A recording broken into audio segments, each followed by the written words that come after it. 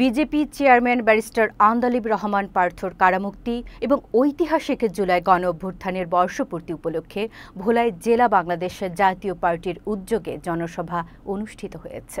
বুধবার বিকেলে জেলা পরিষদ অডিটোরিয়ামে এ সভা অনুষ্ঠিত হয়।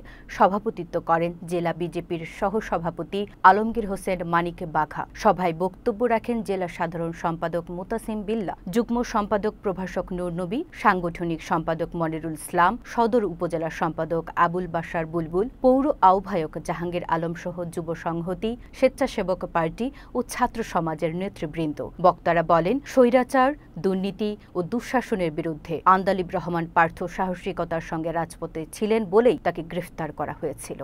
2024 সালের গণঅভ্যুত্থানে সরকার পতনের পর 6 আগস্টে তিনি কারামুক্ত হন। সমাবেশে ঘোষণা দেওয়া হয়, ত্রয়োদশ জাতীয় সংসদ নির্বাচনে ব্যারিস্টার পার্থ ভোলা 1 আসন থেকে প্রার্থী হবেন।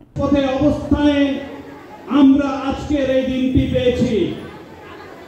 প্রিয় ভাইরা, প্রিয় উপস্থিতি, এই ভোলাতে একমাত্র সুপুষ 1982 সালে যিনি ভোলাতে এসে ভোলার জেলার খন্দকার শতবর্ষের খন্দকার নাজুর রহমান ভোলাতে এসে ভোলার মানুষের সত্যিকারের উন্নয়নে কাজ করে গিয়েছেন।